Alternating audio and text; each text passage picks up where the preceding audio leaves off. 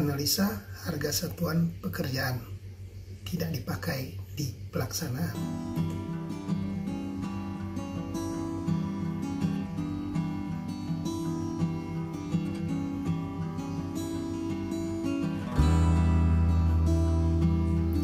Halo, saya Safriandi. Saya pemilik akun Facebook bernama Microsoft Project ala Safriandi. Jadi teman-teman boleh bergabung di video di Facebook saya. Kali ini saya akan membahas tentang analisa harga satuan pekerjaan. Peringatan, semua materi yang saya bahas adalah ala Safriandi. Jika berbeda dengan yang orang lain ajarkan dan penonton menganggap ini tidak benar, silakan abaikan materi ini. Sepakat? Yuk kita mulai.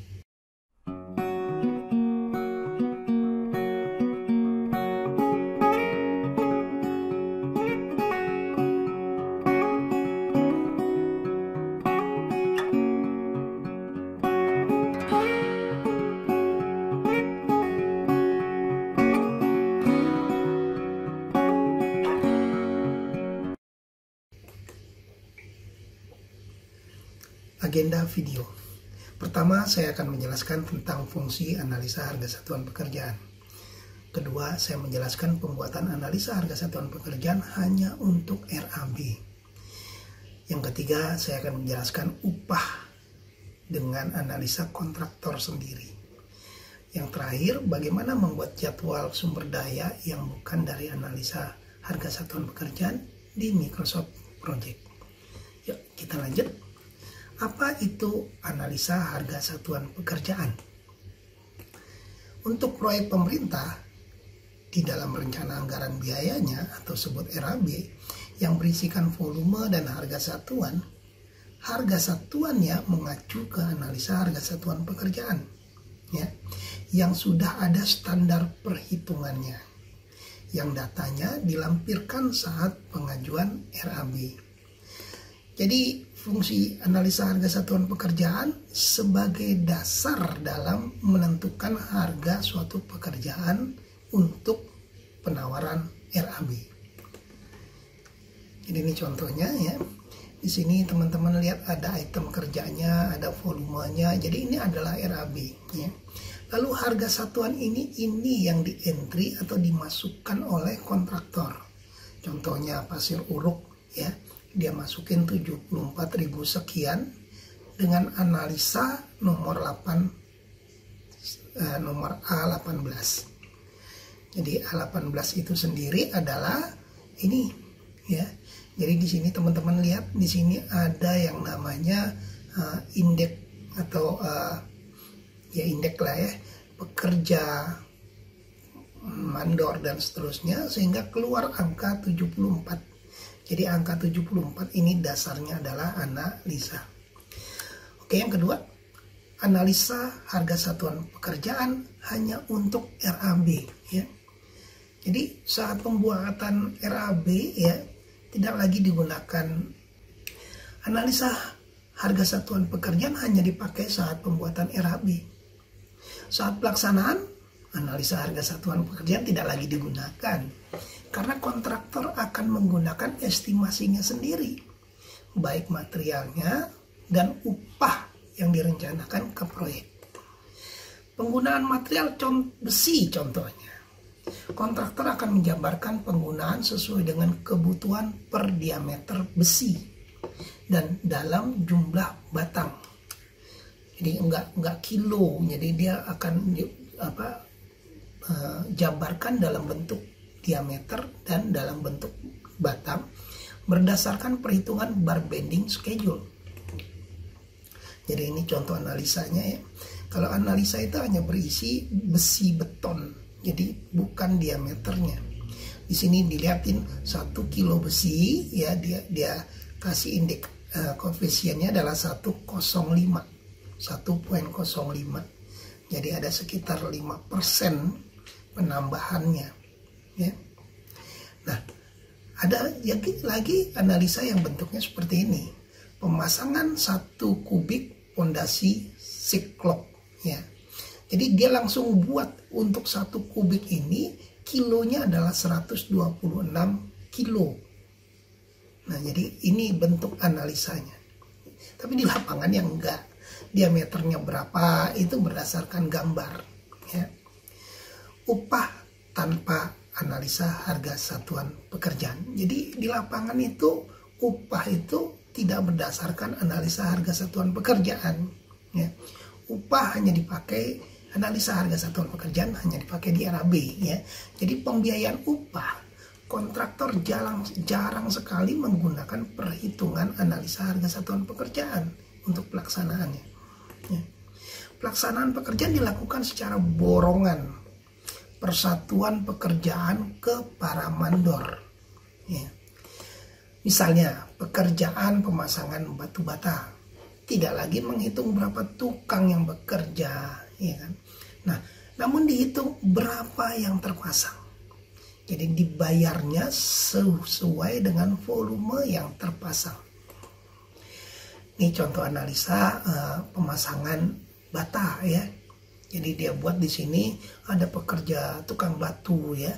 Di sini juga ada orang hari ya. Jadi orang hari satu harinya itu 81.500 untuk pekerja. Ini analisanya bukan analisa 2021. Jadi jangan diperdebatkan tentang harganya. Koefisiennya di sini ada 0,3 dan seterusnya ya. Jadi ini saya ambil dari SNI sebenarnya ya. Jadi juga bukan dibuat tanpa asal-asal aja ya. Jadi ini saya ambil di SNI.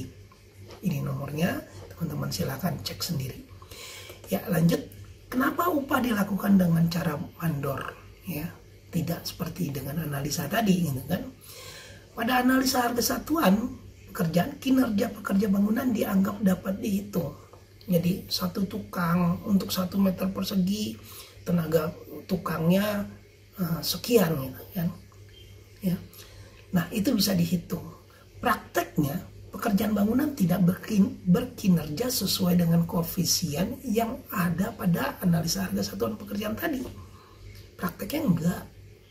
Ya, apalagi setiap daerah punya kekhasan tenaga yang unik gitu ya.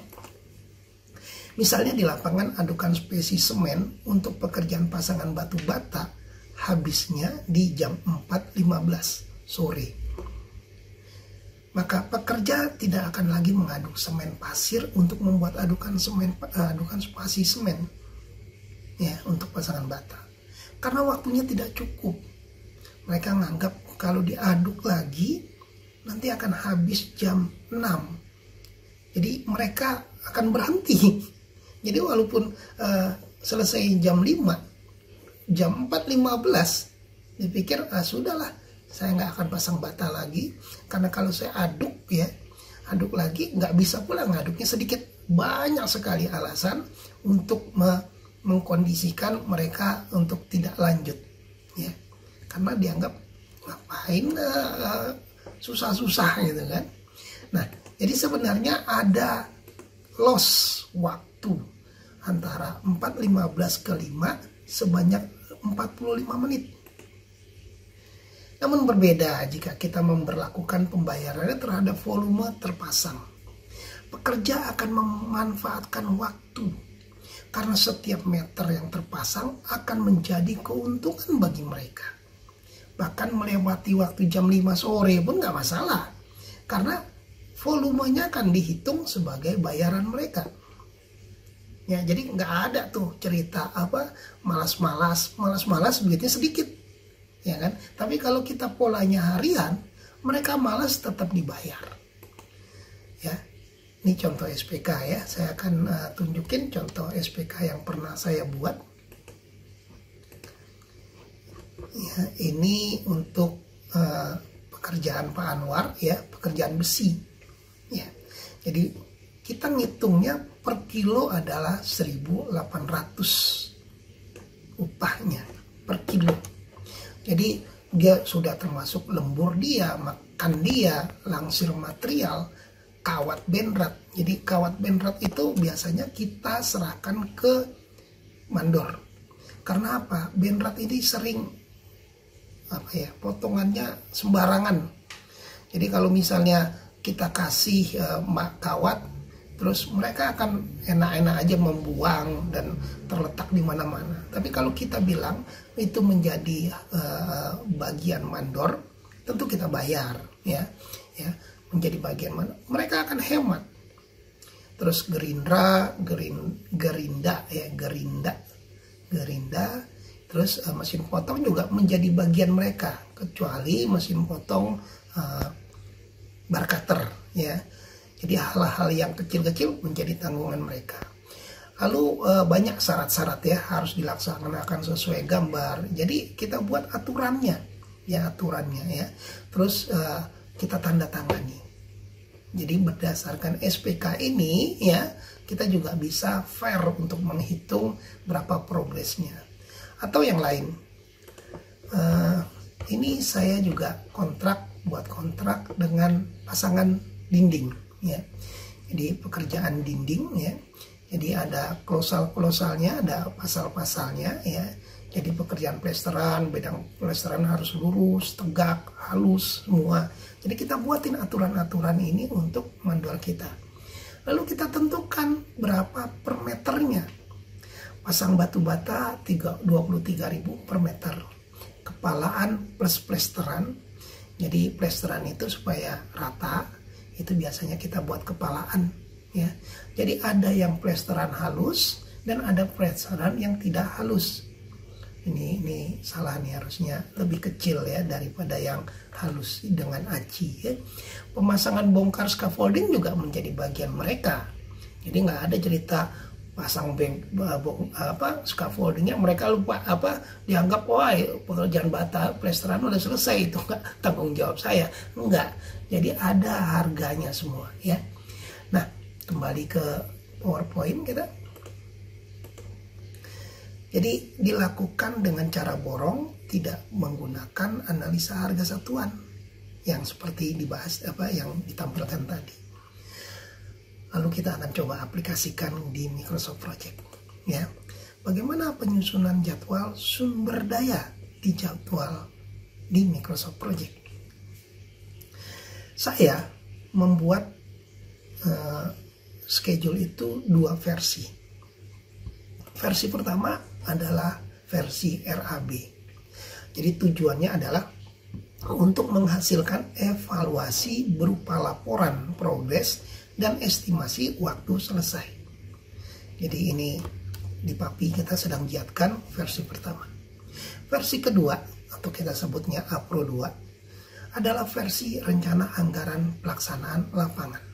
Nah, di sini baru kita menghasilkan jadwal kebutuhan material, tentunya yang seperti tadi, besi diameter, ya, semen, pasir, dan seterusnya, dan pembayaran mandor. Jadi yang analisa, yang kontrak-kontrak tadi, SPK tadi, di sini diaplikasikannya.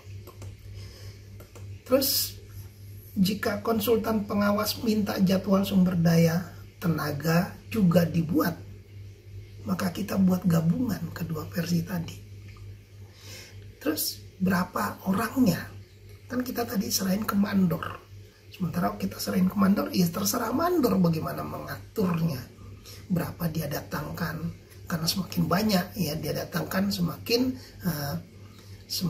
cepat dia dapat uang. Ya, prinsipnya sih tetap kita menetapkan tanggal waktu di SPK tadi. Ya, nah bagaimana menampilkannya di schedule kalau mereka konsultan meminta, ya makanya biasanya kita akan gabungkan kedua versi tadi.